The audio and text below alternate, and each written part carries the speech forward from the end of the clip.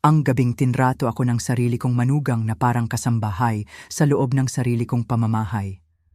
Ang gabing inutos niya sa akin na magluto para sa 25 niyang kamag-anak ng walang pasabi. Ang sakit. Ang hiya. Halos mamatay ako sa sama ng loob nang makita kong nakatayo lang ang aking anak, walang kibo. Tila ba walang utang na loob sa inang nagpalaki sa kanya. Sa loob ng 5 taon, ako ang naging ilaw ng tahanan. Ako ang nagbayad ng kuryente. Ako ang naglinis ng dumi nila. Pero para sa kanila, isa lang akong anino. Isang matandang walang pakialam kung mapagod. Hanggang sa araw na iyon. Ang araw na inakala nilang wala na talaga akong silbi. Umalis ako, dala lang ang aking handbag. Pero ang hindi nila alam, bit-bit ko ang isang lihim. Alam ko ang tungkol sa 3 milyong pisong utang na itinatago nila. At hawak ko ang titulo ng lupa na pilit nilang inaagaw. Ang akala nilang mahinang lola, handa nang lumaban. Hawak ko ang alas. Gusto nila akong patahimikin. Pero ngayon, babawiin ko ang higit pa sa bahay ko. Babawiin ko ang aking dangal. At bibigyan ko sila ng leksyon na hinding-hindi nila makakalimutan. Kung naramdaman mo na ring maging dayuhan sa sarili mong bahay, i-like at i-share ang videong ito at huwag kalimutang mag-comment sa ibaba. Saan po kayo nanonood ngayon? Kwentuhan mo ako? Handa na ba kayo? Simulan na natin. Kabanata 1. Ang hangganan ng pasensya. Chuong un, gyoy hankwasukiyanhan. Perfect. Iyan ang eksaktong salitang lumabas sa bibig ko. Perfect. Sinabi ko ito sa manugang kong si Bea noong ianunsyo niyang 25 miyembro ng pamilya niya ang darating para magdiwang ng Pasko dito sa bahay ko. Tiningnan ko siya ng diretso sa mata at sinabi ko ang totoo. Aalis ako, magbabakasyon ako. Kayo na ang bahala sa pagluluto at paglilinis. Dahil hindi ako katulong, hindi ako ang inyong muchacha. Nakita ko kung paano namutla ang kanyang mukha para siyang nakakita ng multo. Nawala ang kanyang yabang, pero ang hindi niya alam, ang tunay na sorpresa ay nagsisimula pa lamang. Ako si Corazon, 66 na taong gulang, at sa nakalipas na 5 taon, tinrato ako na parang utusan sa sarili kong pamamahay. Nagsimula ang lahat ng ito ng pakasalan ng anak kong si Paulo, ang babaeng iyon. Mula sa pinakaunang araw, nagdesisyon si Bea na ako ay kanyang personal na empleyado, walang bayad, walang pahinga. Corazon, ipagtimpla mo ako ng kape. Corazon, linisin mo ang kalat sa sala. Corazon, magluto ka para sa mga bisita ko. At ako naman, parang isang lola na sunod-sunuran, ay laging sumusunod. Akala ko kasi, iyon ang paraan para mapanatiling buo ang pamilya namin. Akala ko, kapag naging mabait ako, mamahalin nila ako. Pero mali ako. Nagkamali ako ng malaki. Umabot na ako sa aking limitasyon. Puno na ang salop. Noong Martes na yon ng Disyembre, pumasok si Bea sa aking kusina. Gaya ng lagi niyang ginagawa, hindi man lang siya kumatok. Wala man lang mano po o kahit anong pagbati. Nakasuot siya ng isang pulang bestida na mukhang napakamahal. Sigurado ako galing iyon sa bulsa ng anak kong si Paulo. Rinig na rinig ko ang tunog ng kanyang takong sa aking ceramic tiles. Klak, klak, klak. Ang tunog na yon ay parang maliliit na martilyo na pumupukpok sa aking pasensya. Nanay Corazon, sabi niya, gamit ang tono ng boses na parang nakikipag-usap siya sa isang bata. Mayroon akong napakagandang balita. Ang buong pamilya ko ay darating para magdiwang ng Noche Buena dito. Napakaganda nga naman. 25 tao lang naman, sabi niya. 25. Para bang napakaliit na numero niyon. Para bang ako ay isang makina na didisenyo para magluto at maglinis para sa isang batalyon. Nakita ko ang kislap ng mali siya sa kanyang mga mata habang ipinagpapatuloy niya ang kanyang plano. Umupo siya sa aking upuan sa kusina, ipinatong ang binti sa kabila at nagsimulang maglista ng mga pangalan. Para lang siyang nagbabasa ng listahan ng bibilhin sa palengke. Nakausap ko na ang ate Valeria ko, sabi niya. Ang pinsan kong si Evelyn, ang bayaw kong si Jojo, at syempre, ang tito Manny ko na balikbayan galing sa States, lahat sila ay darating. Pati mga pamangkin ko, Ito ang magiging pinaka-perpektong Pasko. Tumigil siya sandali. Alam kong hinihintay niya ang aking reaksyon. Inaasahan niyang magpapanik ako. Inaasahan niyang magtatanong ako kung anong oras ako gigising para maghanda. Siyempre, dagdag pa niya, ikaw na ang bahala sa lahat. Ang pagkain, ang paglilinis, ang pag-aayos ng mesa. Ang mga salitang iyon ay parang sampal sa akin. Naalala ko ang lahat ng pagkakataon na nagluto ako ng kare-kare at adobo para sa mga kaibigan niya habang siya ang umaani ng papuri. Naalala ko ang lahat ng beses na naglinis ako pagkatapos ng mga party niya habang siya ay natutulog hanggang tanghali. Ang lahat ng oras na ginawa akong invisible sa sarili kong bahay. Kakailanganin natin ng 2 malaking lechon, patuloy niya. Hindi niya pinansin ang pananahimik ko. At yung morcon na espesyalidad mo, kailangan yon. At huwag mong kalilimutan ang buko pandan salad.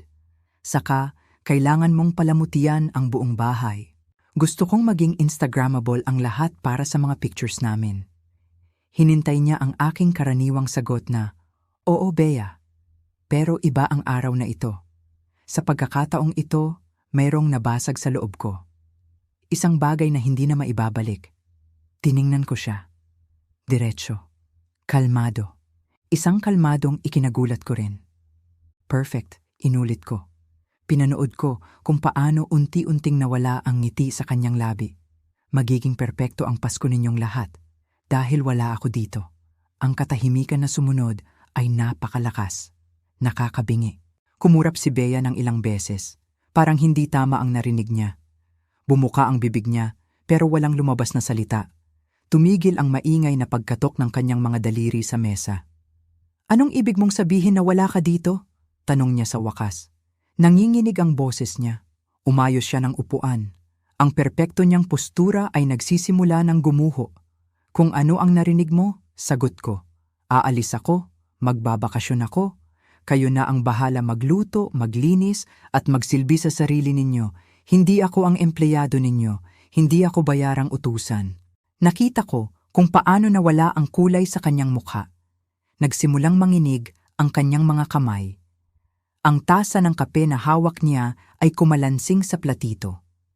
Sa unang pagkakataon sa loob ng 5 taon, walang masabi si Bea. Siya ang natamime. Pero nanay, nauutal niyang sabi. "Nasabihan ko na ang lahat na pumunta. Planado na ang lahat. Hindi mo pwedeng gawin ito." "Siyempre pwede," sabi ko. "Bahay ko ito." Ang 3 salitang iyon ay parang bomba na bumagsak sa kusina. Bahay. Ko. Ito. Bumagsak ang panga ni Bea. Ang gulat sa kanyang mukha ay napalitan ng galit. Tumayo siya bigla. Kumalabog ang kanyang takong sa sahig.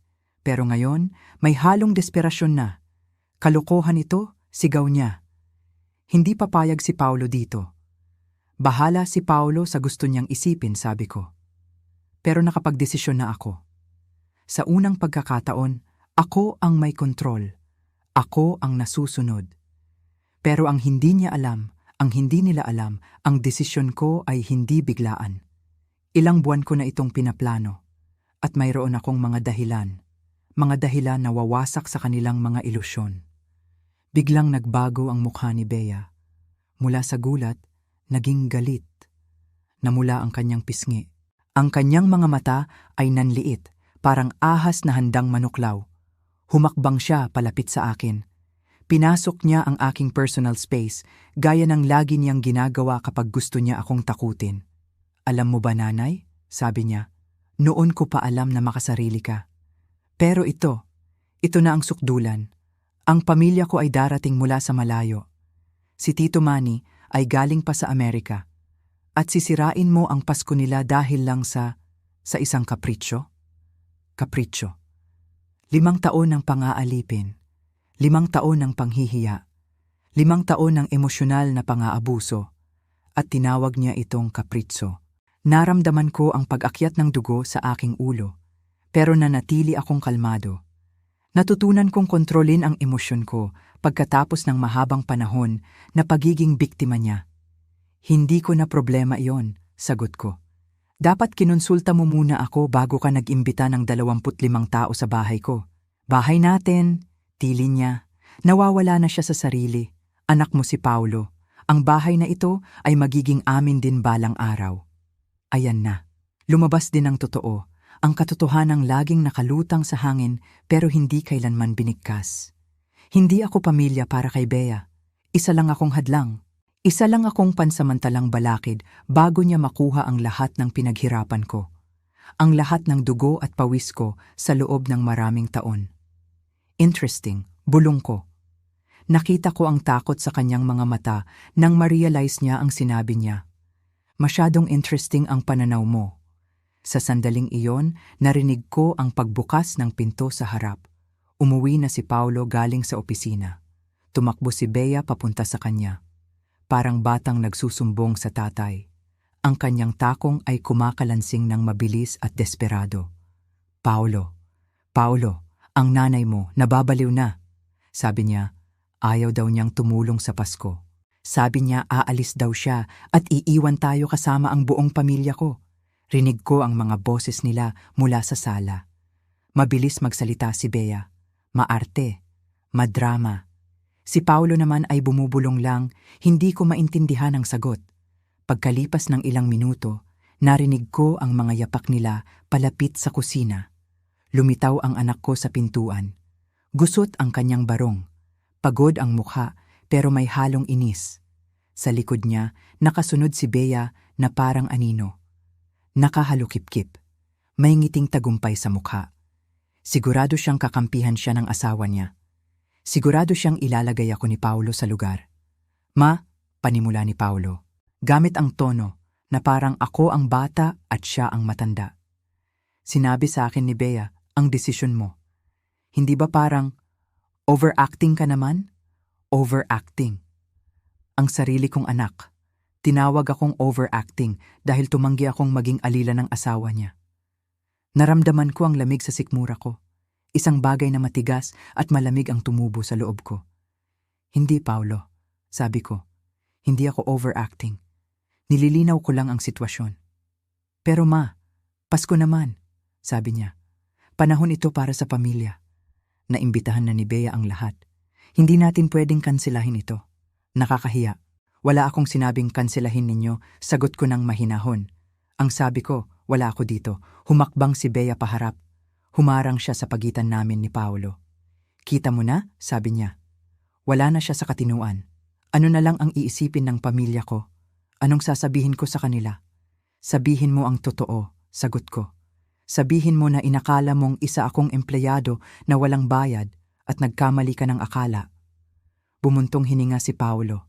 Hinaplos niya ang kanyang buhok, gaya ng ginagawa niya kapag naiipit siya sa problema. Ma, maging reasonable ka naman, pakiusap niya. Alam mong hindi kayang magluto ni Bea para sa 25 tao ng mag-isa. At bakit hindi? Tanong ko. Ilang taon na akong nagluluto para sa mga party niya. Panahon na para matuto siya. Pero may trabaho ako, protesta ni Bea. Hindi ako pwedeng mag-leave para lang magluto. Mahalaga ang career ko. Career. Isang part-time na trabaho sa butik na nakuha lang niya dahil sa koneksyon ni Paulo. Pero syempre, ang career niya ay mas mahalaga kaysa sa oras ko. Mas mahalaga kaysa sa pagod ko. Mas mahalaga kaysa sa dignidad ko. Di mag-hire kayo ng catering, suhestiyon ko. Maraming masarap na catering sa Manila. Ang mahal ng catering, sigaw ni Paulo. Bakit tayo gagastos ng libu-libong piso kung kaya naman? Tumigil siya bigla. Na-realize niya ang sasabihin niya. Kung kaya naman ninyong ipagawa sa akin ng libre? Pagtatapos ko sa sasabihin niya. Gaya ng lagi ninyong ginagawa. Gaya ng alila na tingin ninyo sa akin. Tumahimik sila pareho. Nagkatinginan si Bea at Paulo. Kita ko ang pag-iisip nila. Naghahanap sila ng paraan para manipulahin ako. Alam mo ma, sabi ni Paulo sa malambing na boses. Alam ko na medyo sensitive ka nitong mga nakaraang araw. Baka naman dala lang iyan ng edad mo. Baka hormonal changes lang iyan. Hormonal changes? Seryoso ba siya? Ginagawa niya akong ulyanin na matanda. Ang galit na pinipigil ko ay nagsimulang kumulo. Pero pinanatili kong matatag ang boses ko. Walang kinalaman ang hormones dito, Paulo. Tungkol ito sa isang simpleng bagay. Respeto. At sa loob ng 5 taon, ni isa sa inyo ay hindi nagbigay niyon sa akin. Hindi totoo yan, sagot ni Bea. Mabait naman kami sa iyo Pamilya ka namin. Ang parte ng pamilya na nagsisilbi, naglilinis at nagluluto habang kayo ay nagsasaya? Tanong ko. Ang parte ng pamilya na hindi kinokonsulta pero laging inaasahang sumunod? Lumapit si Paulo. Hinawakan niya ako sa balikat.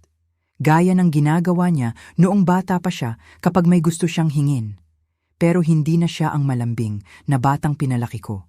Isa na siyang lalaki na mas piniling kampihan ang asawa niya kaysa sa ina niya sa bawat away sa loob ng 5 taon. Sige na ma, naiintindihan ko na nagtatampo ka. Pero isipin mo, 1 linggo lang naman ngayong Pasko. Pagkatapos nito, babalik din sa normal ang lahat. Normal. Ang kanilang normal. Kung saan ako ay invisible. Kung saan hindi mahalaga ang nararamdaman ko basta komportable ang buhay nila. Kung saan ang bahay ko ay naging hotel nila. Hindi, Paulo. Hindi na babalik sa dati ang lahat. Dahil aalis ako bukas. Nanigas silang dalawa. Si Bea ang unang nakabawi. Tumaas ang boses niya. Bukas? Bukas? Kumpirma ko. Ninanamnam ko ang takot sa kanilang mga mata. Nakaayos na ang lahat. Ang hindi nila alam, talagang nakaayos na ang lahat. Pero, hindi sa paraang iniisip nila. Kabanata 2, ang pag-aaklas kabaliwan ito. Iyan ang sigaw ni Bea habang nagpapalakad-lakad siya sa loob ng aking kusina. Para siyang hayop na nakulong sa hawla. Pabalik-balik. Ang tunog ng kanyang takong ay parang orasan na mabilis ang takbo. Klak, klak, klak. Hindi ka pwedeng umalis bukas, sabi niya. Imposible iyan. Ang pamilya ko ay darating sa loob ng 3 araw. Pinagmasdan ko lang siya. Kalmado kong hinugasan ang aking tasa ng kape sa lababo. Dahan-dahan. Bawat galaw ko ay kalkulado. Gusto kong ipakita sa kanya na ang kanyang pagdadrama ay hindi na tatalab sa akin. Wala na. Tapos na ang mga araw na nanginginig ako kapag tumataas ang boses niya. Dapat naisip mo na iyan, sagot ko nang hindi lumilingon. Dapat naisip mo iyan bago mo inakalang ako ang magiging katulong mo ngayong Pasko. Si Paulo naman, ang anak ko, ay nakatayo lang sa gilid. Hindi siya mapakali. Lumilipat ang bigat ng kanyang katawan mula sa kaliwang paa papunta sa kanan.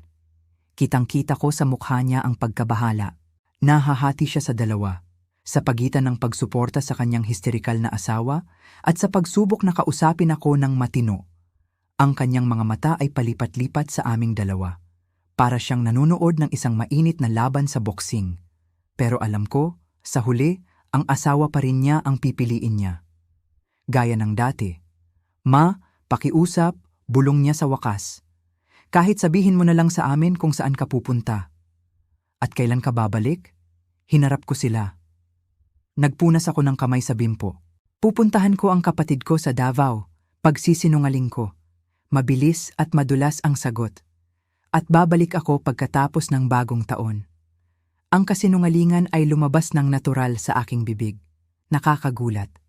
Pero kailangan ito. Hindi nila pwedeng malaman ang totoo kong plano. Hindi pa ngayon. Pagkatapos ng bagong taon, halos mabulunan si Bea sa sarili niyang laway. Ang kanyang mga mata ay nanlaki. Pero anong gagawin namin? Nakauo na ang lahat. Si Tito Manny ay nakabili na ng tiket pa uwi galing sa Amerika. Si Ate Valeria ay nag-cancel na ng bakasyon niya sa Palawan. Si Kuya Jojo ay nag-leave na sa trabaho. Lahat sila ay darating dito. Problema na nila yon, sagot ko. Hindi ko problema. Nakita ko ang pagbabago sa mukha ni Bea. Ang galit ay unti-unting napalitan ng desperasyon. Takot. Iyon ang nakikita ko. Takot na mapahiya.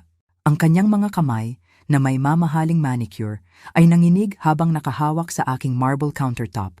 Namumuti ang kanyang mga buko sa higpit ng pagkakahawak. Nanay Corazon, biglang nagbago ang boses niya.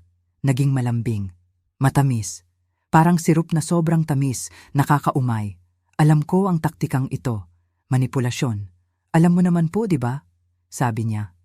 Na lagi kitang itinuturing na pangalawang ina. Napakahalaga mo sa akin. Sa amin. Hindi mo naman kami pwedeng iwan ng ganito. Ayan na. Ang paglipat ng taktika mula sa galit patungo sa emosyonal na panunumbat. Ilang beses ko na itong napanood noon. Dati, tumatalab ito. Dati, nakonsensya ako. Pero ngayon, wala na akong maramdaman. Manhid na ako sa kanyang mga salita. Kung talagang itinuturing mo akong ina, sabi ko nang mariin, hindi mo ako tratenghing katulong. Pero hindi naman kita tratenghing katulong. Depensa niya. Akala ko lang gusto mong ipagluto ang pamilya. Akala ko gusto mong maramdaman na may silbi ka pa. May silbi. Ang salitang iyon ay parang patalim na tumarak sa dibdib ko. May silbi. Sa loob ng 5 taon, naniwala ako na ang pagiging may silbi ay ang tanging paraan para manatili sa buhay ng anak ko. Paraan para hindi ako itapon. Paraan para mahalin nila ako. Pero ngayon, naiintindihan ko na.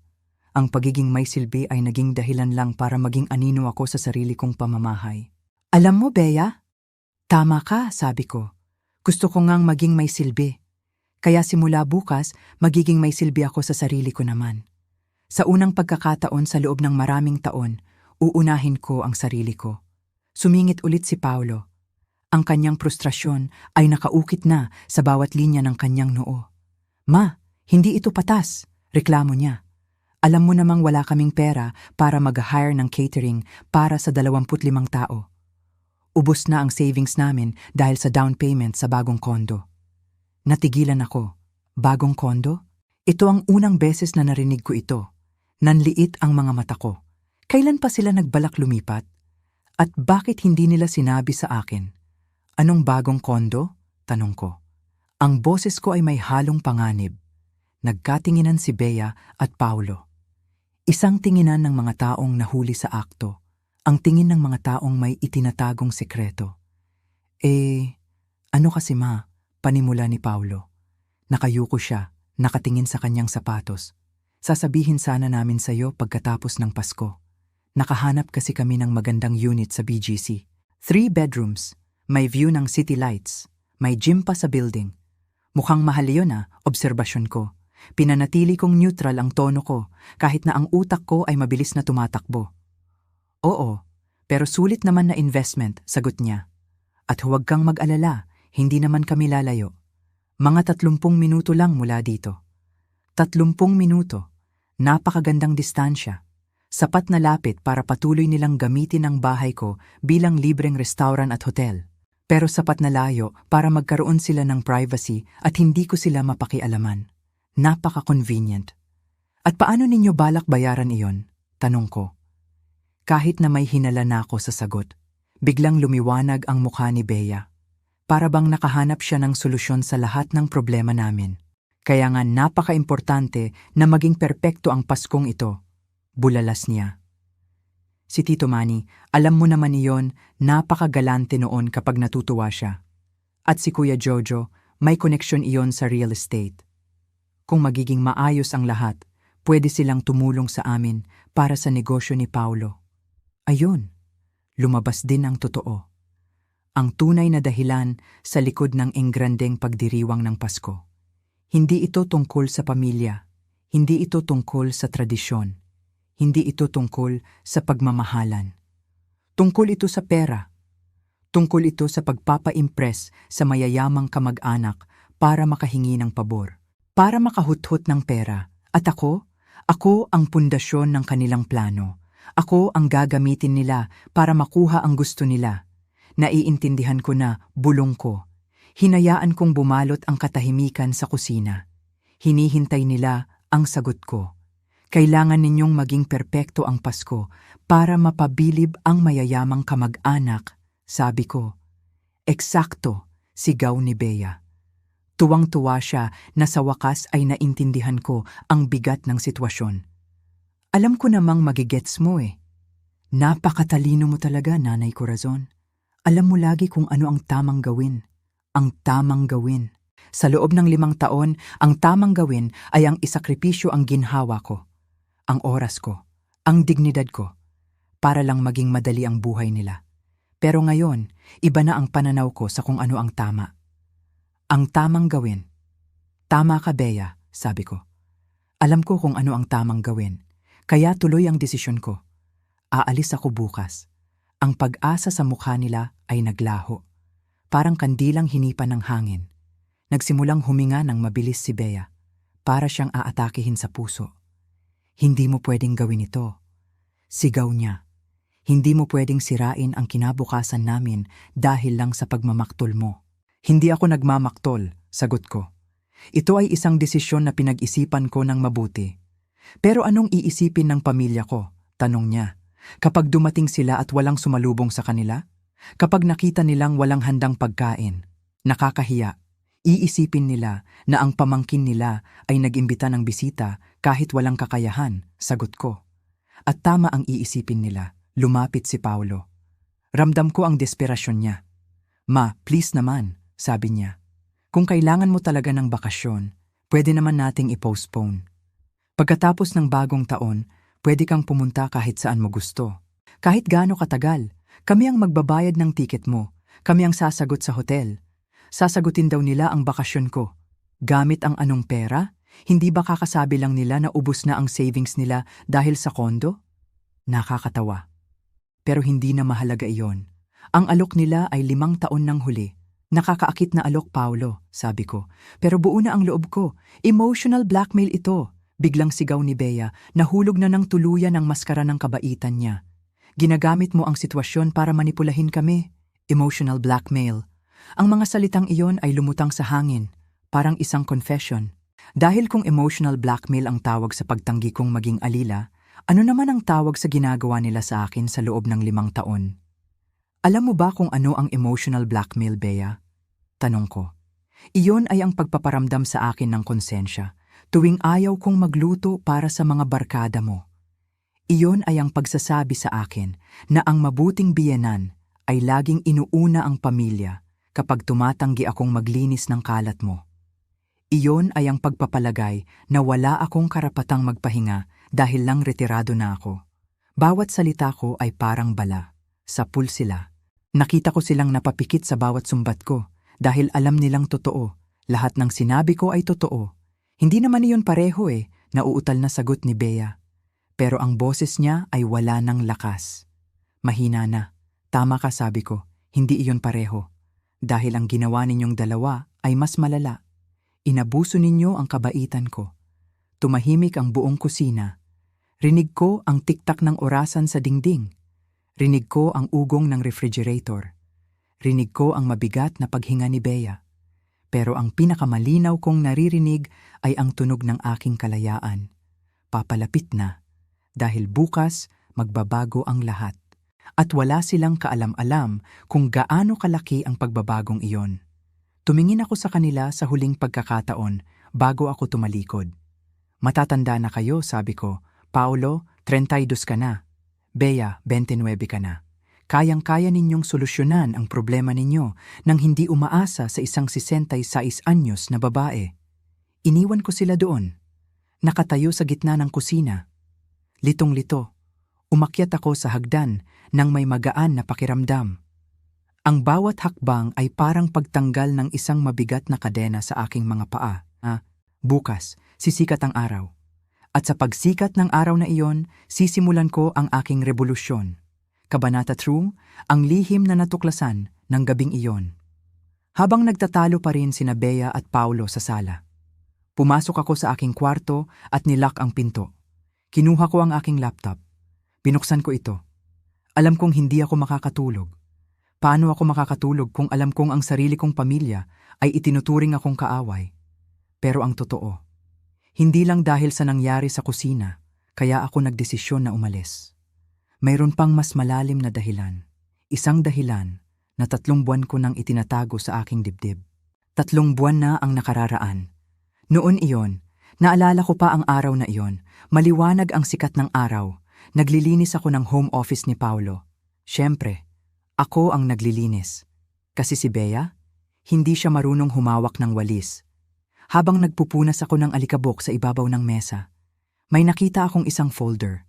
Nakasingit ito sa ilalim ng mga lumang dyaryo, makapal, kulay asul. Akala ko noong una, mga papeles lang ito sa trabaho ni Paulo, mga kontrata o kaya mga resibo ng kuryente. Pero may kung anong nagtulak sa akin na buksan ito. Kutob ng ina. Iyon ang tawag nila doon, Binuksan ko ang folder, at ang laman nito ay nagpalamig sa buong katawan ko. Statement of account. Iyon ang nakasulat sa taas. Mga billing statement ng credit card. Maraming credit card. At lahat ng ito ay nakapangalan kay Paulo. Sinimulan kong basahin ang mga detalye. Isa-isa. Dahan-dahan. Gucci, Louis Vuitton, Prada. Mga mamahaling restaurant sa BGC. Mga spa treatment na nagkakahalaga ng libu-libo. Tiningnan ko ang kabuuan, ang total amount due. Nanlaki ang mga mata ko. Napahawak ako sa dibdib ko. 3 milyong piso. 3 milyon. Hindi ko mapaniwalaan ang nakikita ko. Saan nanggaling ang ganitong kalaking utang? Alam kong may trabaho si Paulo, pero hindi sapat ang sweldo niya para bayaran ito. At si Bea? Ang sabi niya sa amin. Manager siya sa isang sikat na butik. Malaki daw ang kita niya, pero nang gabing iyon, habang tulog na silang mag-asawa, bumalik ako sa opisina. Kinalkal ko pa ang ibang papeles. At doon ko nalaman ang mas mapait na katotohanan. Ang trabaho ni Bea? Isa lamang itong part-time. Ang sweldo niya ay minimum wage lang. Ang ipinagmamalaki niyang malaking kita? Kasinungalingan. Lahat ng mamahaling damit na isinusuot niya. Lahat ng regalo niya sa mga kaibigan niya. Lahat ng lifestyle na ipinost niya sa Instagram. Lahat ng iyon ay galing sa utang. Utang na nakapangalan sa anak ko. Gusto kong sumigaw noong oras na iyon. Gusto kong gisingin si Paulo at ipakita sa kanya ang katangahan niya.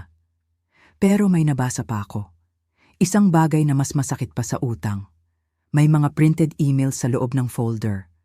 Mga email ni Bea sa mga kaibigan niya. Binasa ko ang palitan nila ng mensahe. Bes, sabi ni Bea sa email, huwag kang mag-alala sa utang. Konting tiis na lang. Kinukulit ko na si Paulo na ibenta ang lumang bahay ng nanay niya. Ang lumang bahay ng nanay niya. Ang lumang bahay ng nanay niya. Ako ang tinutukoy niya. Ang bahay ko. Matanda na naman siya, dagdag pa ni Bea sa email. Hindi na niya kailangan ng ganito kalaking bahay. Kapag napilit ko si Paulo na ibenta ito, mababayaran ko na lahat ng utang ko at makakalipat na kami sa kondo. Nanginig ang mga tuhod ko. Napaupo ako sa sahig. Ang bahay na ito. Ito ang santuwaryo ko. Dito ko pinalaki si Paulo. Dito kami nangarap ng yumao kong asawa. Bawat sulok ng bahay na ito ay may alaala. Bawat pader, bawat bintana. Ito ang katas ng dugo at pawis ko sa loob ng 30 taon. At gusto itong ibenta ni Bea? Para lang pambayad sa mga bag at sapatos niya? Naramdaman ko ang pagguho ng mundo ko. Pero kasabay ng pagguho, may ibang nabuo, isang malamig na determinasyon. Hindi ako umiyak, hindi ako nagwala. Pinahid ko ang luha na tumulo sa pisngi ko. Ibinalik ko ang mga papeles sa folder. Inilagay ko ito sa dati niyang pwesto. Sa gabing iyon, namatay ang nanay Corazon na kilala nila. Ang nanay na martir. Ang nanay na sunod-sunuran. At ipinanganak ang isang bagong Corazon. Isang Corazon na handang lumaban. Kabanata 4. Ang patibong bumalik tayo sa kasalukuyan. Sa loob ng kwarto ko. Tiningnan ko ang orasan sa laptop. Hating gabi na. Rinig ko na ang pagtatapos ng pag-aaway nila sa baba.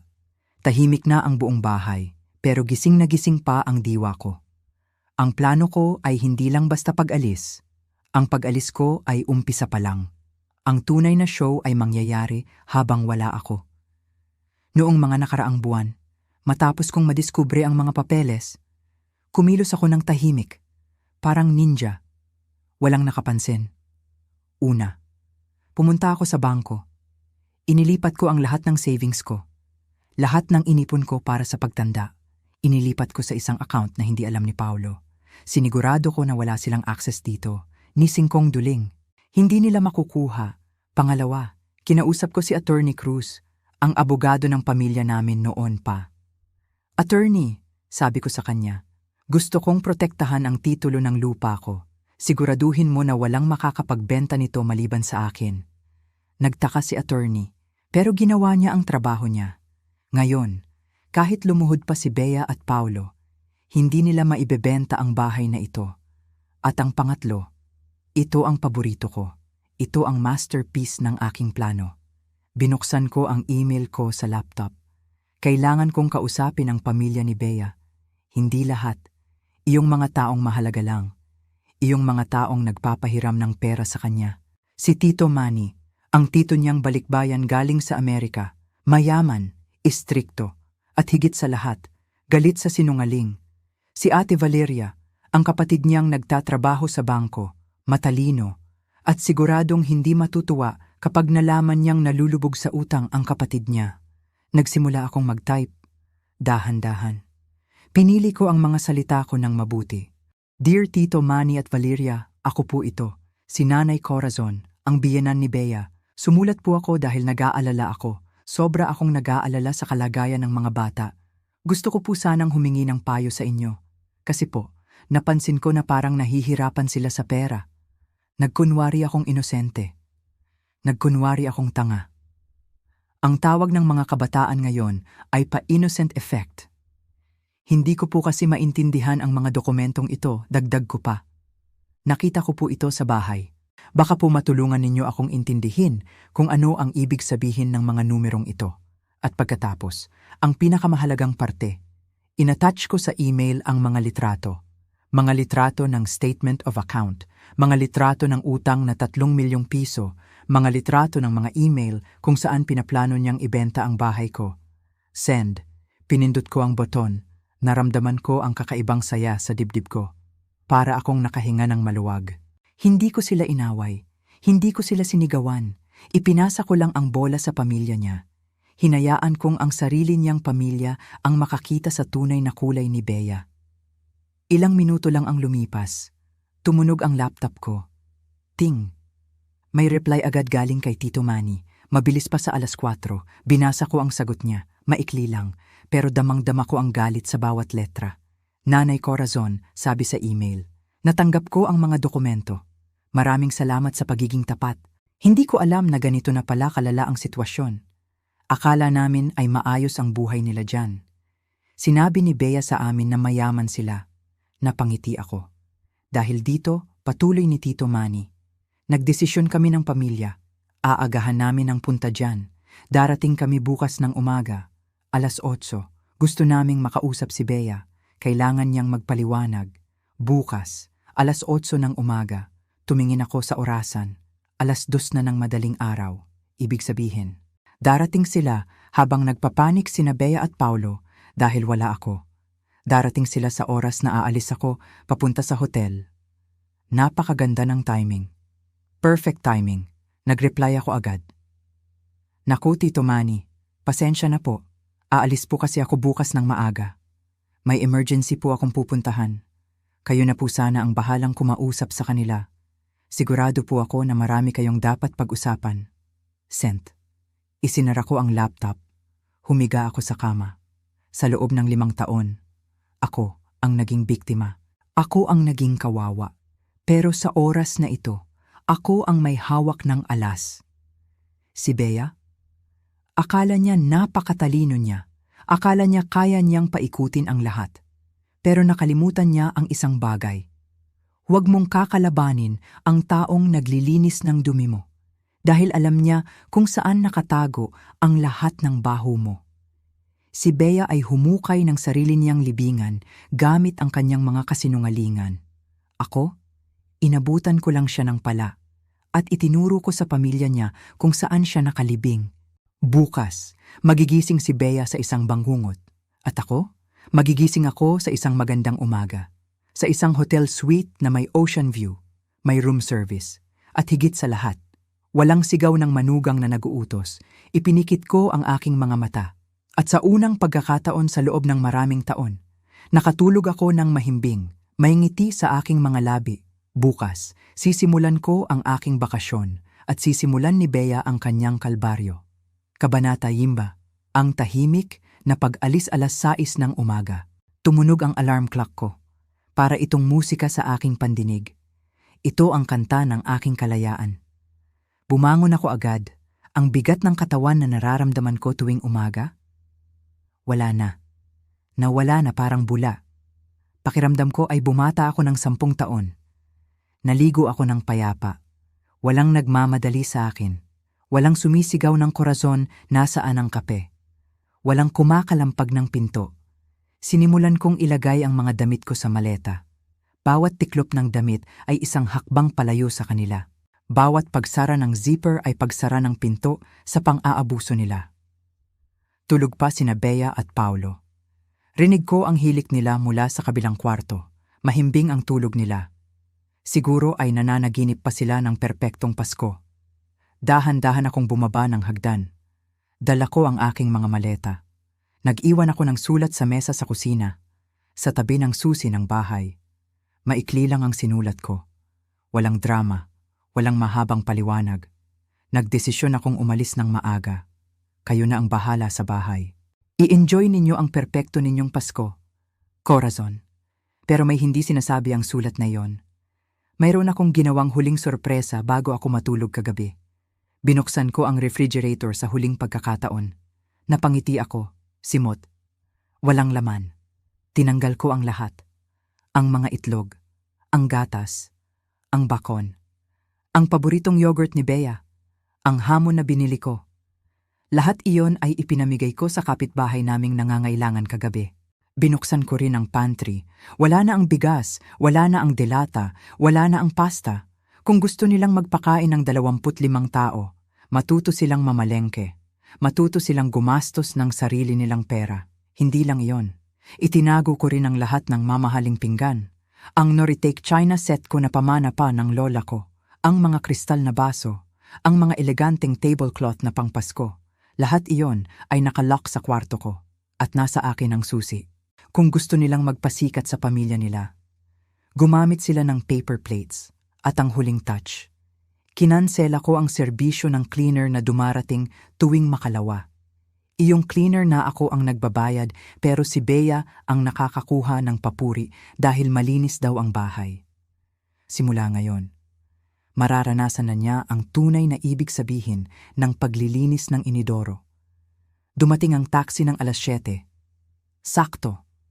Habang isinasakay ng driver ang mga gamit ko, tiningnan ko ang bahay. Ang bahay kung saan ako tumira ng 30 taon. Dati, ito ang aking santuwaryo, tapos naging kulungan. Pero ngayon, babawiin ko ito, babalik ito sa akin. Sumakay ako sa taxi. Manong, sa Shangri-La tayo, sabi ko. Hindi ako pupunta sa airport. Hindi ako pupunta sa Davao o Boracay. Pupunta lang ako sa kabilang kanto, sa isang luxury hotel na 1 oras lang ang layo. Mula doon, panonoorin ko ang pagguho ng kaharian ni Bea habang kumakain ako ng room service, Kabanata 6. Ang unang gulat. Ang hotel na tinuluyan ko ay napakaganda. Maluwag ang suite. Kitang-kita ang Manila Bay mula sa bintana.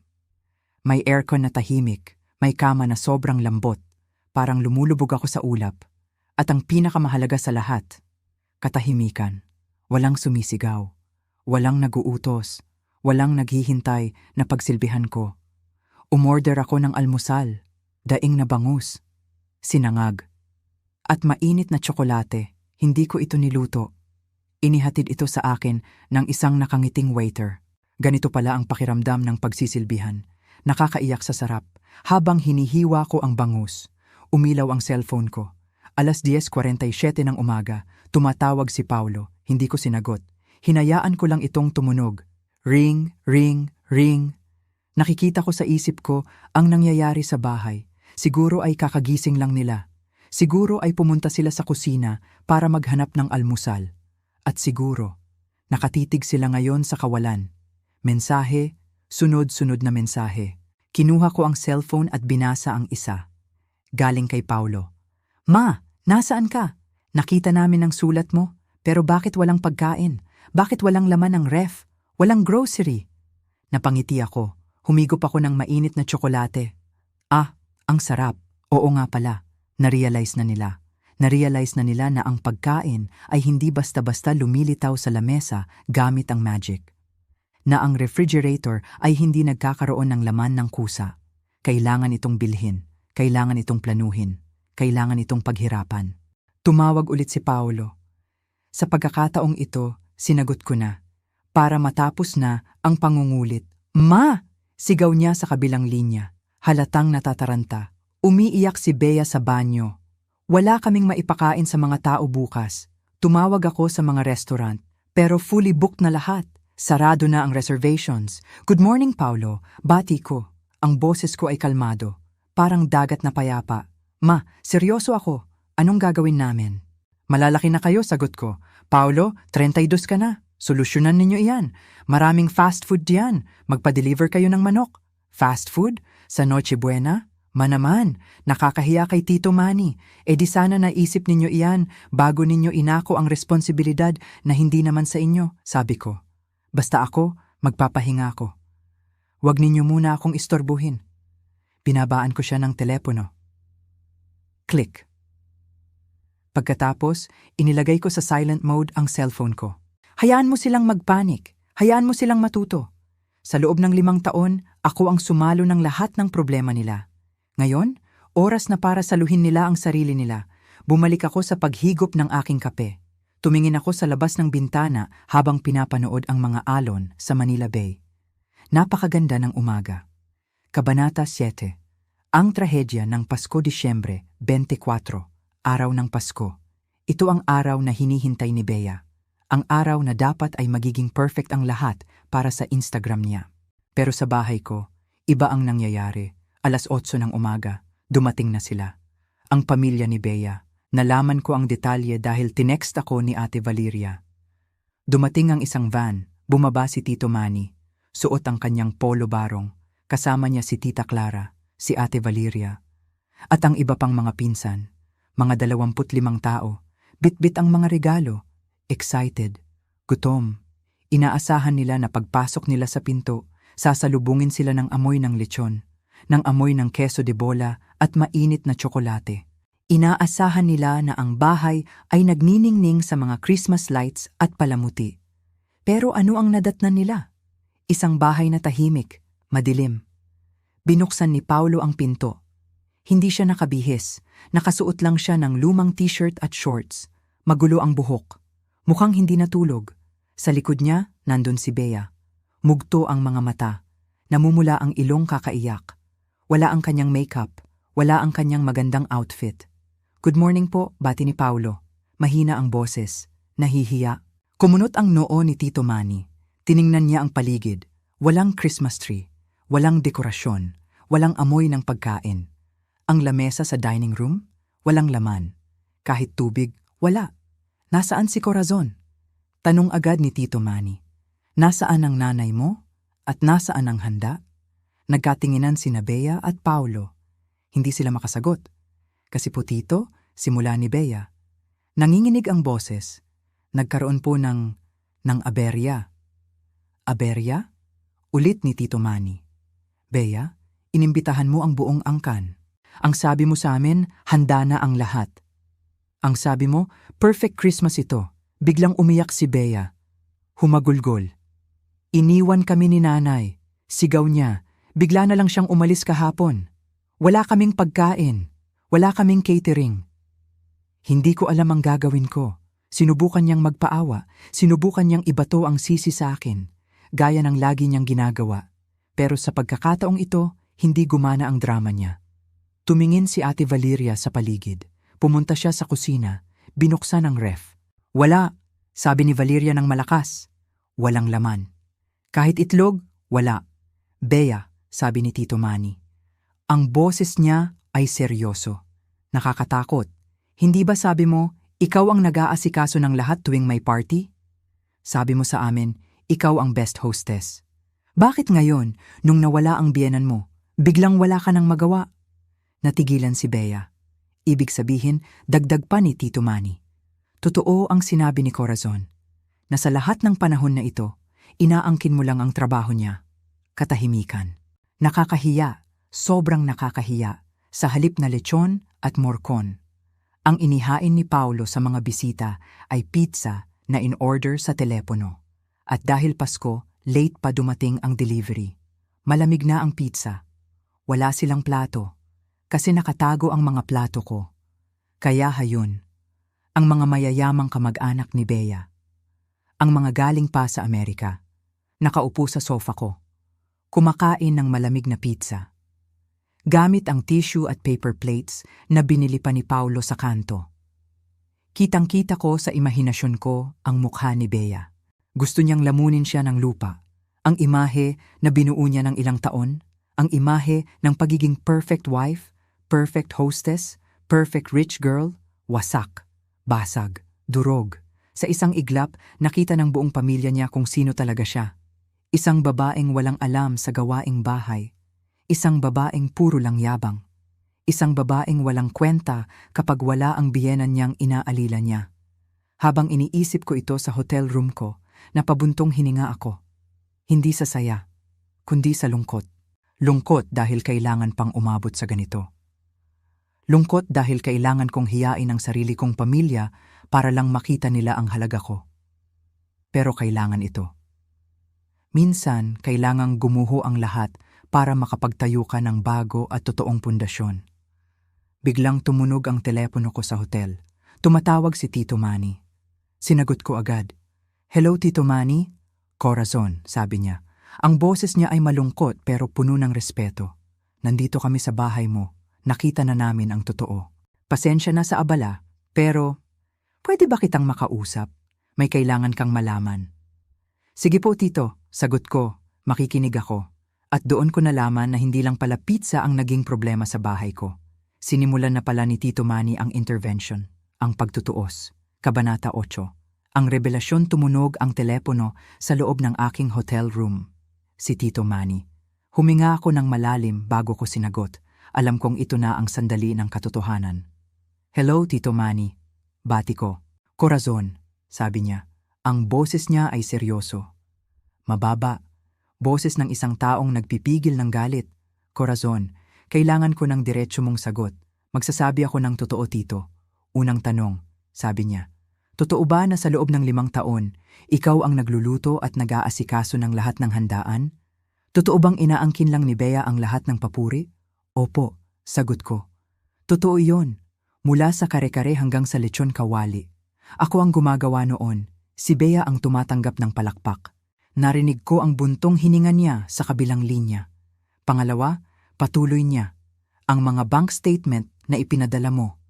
Totoo ba ang mga utang na ito?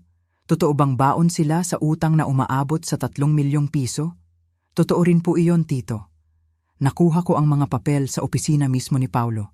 Tumahimik siya sandali. Napakatagal na katahimikan. "Pero may isa pa, Corazon," sabi niya. "At ito ang pinakamasakit. Sinabi sa amin ni Bea na kaya niya hinihingi ang tulong namin at kaya siya nangungutang sa mga pinsan niya ay dahil may sakit ka daw. Nanigas ako sa kinatatayuan ko." "Sakit?" ang sabi ni Bea, dagdag pa ni Tito Manny, "na malapit ka nang mawala. At kapag nangyari iyon, ipapamana mo daw sa kanya ang bahay at lupa. Iyon daw ang collateral niya, ang pamana mo." Naramdaman ko ang pag-akyat ng dugo sa ulo ko. Hindi ko inakala na aabot sa ganito kasama ang kasinungalingan niya. Ipinapatay na niya ako sa kwento niya para lang makautang. Buhay na buhay ako, Tito Manny, sagot ko. Malakas ako at wala akong sakit. At lalong hindi ko ipapamana sa kanya ang bahay ko. "Sapat na iyon, Corazon," sabi ni Tito Manny. "Sapat na ang narinig ko. Maraming salamat sa katapatan mo. Anong gagawin ninyo?" tanong ko. "Ang Noche Buena na ito," sagot niya, "ay hindi magiging party. Magiging paglilitis ito. Kakausapin namin si Bea. Lahat kami. Harapan." Binaba niya ang telepono. Napaupo ako sa kama. Grabe, ginamit niya ang buhay ko. Ginamit niya ang bahay ko para sa luho niya. Pero ngayon, tapos na ang palabas. Kabanata 9, ang hapunan ng hiya gabi ng Pasko. Dapat ay masaya. Dapat ay nagbubukasan ng regalo. Pero sa bahay ko, iba ang nangyayari. Tinext ako ni Ate Valeria para ibalita ang mga kaganapan. Para akong nanonood ng drama sa radyo. "Nanay Corazon," text ni Valeria. "Kumakain kami ngayon ng pizza, malamig na pizza. Napakasakit isipin. Ang pamilyang galing pa sa Amerika. Ang pamilyang sanay sa marangyang buhay. Ngayon ay kumakain sa ibabaw ng tissue. Bakit tissue? Kasi nakatago ang mga plato ko. Walang naglakas loob na hanapin ang susi. Pero hindi ang pagkain ang pinakamasaklap, kundi ang intervention." Ikinuwento sa akin ni Valeria ang nangyari. Pinaupo ni Tito Manny si Bea sa gitna ng sala. Pinalibutan siya ng buong angkan. "Bea," sabi ni Tito Manny, Alam na namin ang lahat. Nakausap ko si Corazon. Namutla si Bea. Sinubukan pa niyang magsinungaling. Baka nalilito lang si nanay. Katwiran niya. Matanda na kasi siya. "Huwag mo kaming gawing tanga!" Sigaw ni Tito Manny. "Hawak namin ang mga papeles. Alam namin na peke ang trabaho mo. Alam namin na baon ka sa utang. At alam namin na ginamit mo ang pangalan ng asawa mo para kumuha ng credit card." Tiningnan ko ang sumunod na text ni Valeria. Umiiyak si Paulo. Nakatulala. Ngayon lang niya nalaman na ginamit ang pangalan niya sa pandaraya. Durog na durog ang puso ng anak ko. Nalaman niya na ang asawang pinagkatiwalaan niya, ang asawang kinampihan niya laban sa akin, ay niloko siya. Binawi ng mga pinsan ang mga pinautang nila. Yung 1 milyong piso na hiniram ni Bea, kailangan na niyang ibalik. Agad-agad. Yung tulong para sa negosyo ni Paulo, kanselado. Wala nang magtitiwala sa kanila. Ang bahay na puno ng yabang ni Bea, ngayon ay puno na ng luha at hiya. Ang Instagram perfect na Pasko niya, naging bangungot. Wala nang picture taking, wala nang groovy. Ang mayroon na lang ay ang mapait na katotohanan. Nang gabing iyon sa hotel, hindi ako nagdiwang. Nagdasal ako. Ipinagdasal ko ang anak ko. Dahil alam kong ito ang pinakamahabang gabi ng buhay niya. Kabanata 10. Ang pagbabalik at katarungan. Umaga ng Pasko, Disyembre 25. Sumikat ang araw na maliwanag. Nag-check out ako sa hotel. Suot ko ang pinakamaganda kong damit. Isang simpleng bestida na kulay asul, kulay ng kapayapaan, pero kulay din ng kapangyarihan. Sumakay ako sa taxi kasama si Attorney Cruz, ang abogado ko. Pagdating namin sa bahay, tahimik. Binuksan ko ang pinto gamit ang susi ko. Nandoon silang lahat sa sala. Si Tito Manny, si Valeria, si Paulo, at si Bea. Mukha silang hindi natulog. Mugto ang mga mata, gusot ang mga damit. Ang mga kahon ng pizza ay nakakalat pa sa sahig. "Nanay," sabi ni Paulo nang makita ako. Ang boses niya ay basag, parang bata na gustong yumakap sa ina. Hindi ko siya niyakap, hindi pa ngayon. Lumapit ako sa gitna, tumayo sa tabi ko si Attorney Cruz. "Good morning, bati ko. Sana nag-enjoy kayo sa Pasko ninyo." Yumuko si Bea. Hindi siya makatingin sa akin. "Nandito ako," sabi ko, "para ayusin ang gulo na ito. Minsan lang. At huling beses na." Senyas ko kay Attorney Cruz. Binuksan niya ang kanyang briefcase. "Una," sabi ni Attorney, "binago na ni Mrs. Corazon ang kanyang last will and testament. Ang bahay at lupang ito, hindi na ito pwedeng ibenta kahit kailan. Ilalagay ito sa isang trust fund." Napatingin si Bea. Ang huli niyang pag-asa na magkapera gamit ang bahay ko. Naglaho na. Pangalawa, patuloy ni Attorney, "May mga bagong patakaran sa bahay na ito." "Si Bea? Wala na siyang karapatan dito." "Anong ibig sabihin niyan?" tanong ni Paulo. "Ibig sabihin," sabi ko, "hindi na siya ang madam ng bahay na ito. Bisita na lang siya. At bilang bisita, susunod siya sa utos ko. Walang utos, walang kilos." "Paulo, tiningnan ko ang anak ko. Mahal kita. Pero kailangan mong pumili. Maging lalaki ka na may paninindigan o maging sunod-sunuran sa asawang sinungaling." Tumingin si Paulo kay Bea. Pagkatapos, tumingin siya sa akin. Sa unang pagkakataon sa loob ng 5 taon, nakita ko ang pagbabalik ng respeto sa mata niya. "Patawad, ma," sabi niya. "Patawarin mo ako. At ikaw naman, Bea." Binalingan ko siya. "Kailangan mong bayaran ang bawat sentimo na inutang mo sa pamilya mo. Magtrabaho ka. Magbanat ka ng buto. At huwag na huwag mong iisipin na ako ang magbabayad niyan." Tumangulang si Bea, umiiyak. Wala na ang yabang, wala na ang high heels. Ang natira na lang ay isang babaeng kailangan ng harapin ang realidad. Tumayo si Tito Manny. Lumapit siya sa akin at inabot ang kamay niya. "Corazon," sabi niya, "hanga ako sa iyo. Pinalaki mo ng maayos ang anak mo. Sayang lang at napunta siya sa maling tao. Pero naniniwala ako na matututo rin sila nang makaalis na ang lahat ng bisita. Nang makaalis na si Attorney, naupo ako sa aking paboritong silyon sa tapat ng bintana. Humingi ng kape si Paulo. Siya mismo ang nagtimpla. Iniabot niya ito sa akin. "Salamat," sabi ko.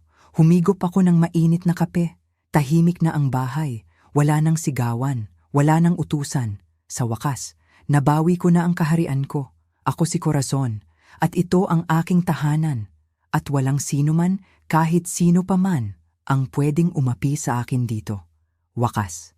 Umaga ng Pasko, Disyembre 25, sumikat ang araw na maliwanag. Isang bagong umaga, nag-check out ako sa hotel nang may ngiti sa aking labi.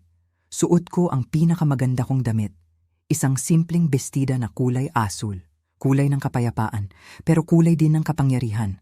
Sumakay ako sa taxi kasama si Attorney Cruz. Ang abogado ko, handa na kami.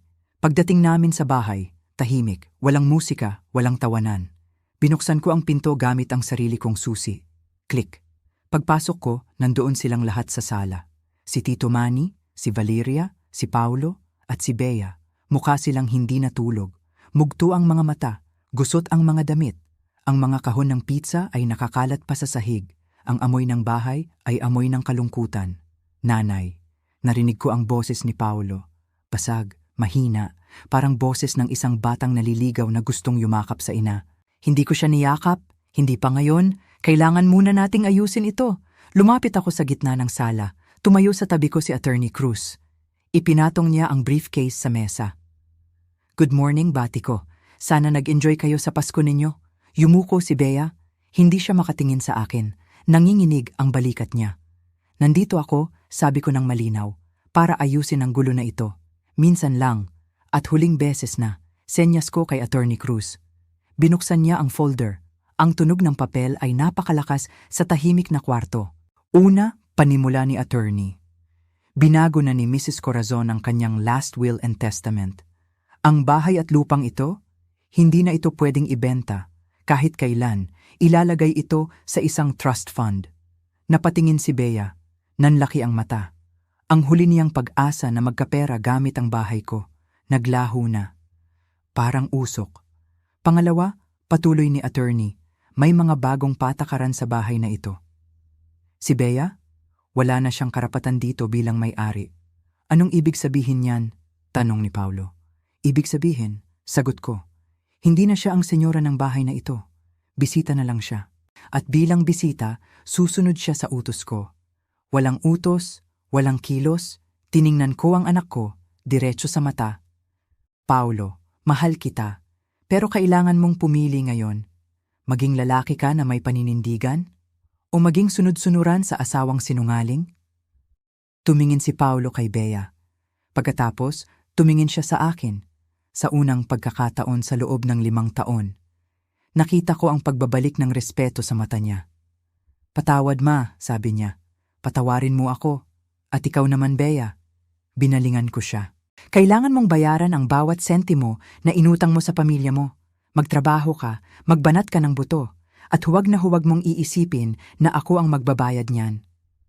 Tumangulang si Bea, umiiyak. Wala na ang yabang, wala na ang high heels. Ang natira na lang ay isang babaeng kailangan ng harapin ang realidad. Tumayo si Tito Manny. Lumapit siya sa akin. Inabot niya ang kamay niya. Mahigpit, puno ng respeto. Corazon, sabi niya, hanga ako sa'yo. Pinalaki mo ng maayos ang anak mo. Sayang lang at napunta siya sa maling tao, pero naniniwala ako na matututo rin sila. Salamat sa pagtutuwid sa kanila nang makaalis na ang lahat ng bisita. Nang makaalis na si Attorney, naupo ako sa aking paboritong silyon, sa tapat ng bintana, kung saan pumapasok ang sikat ng araw.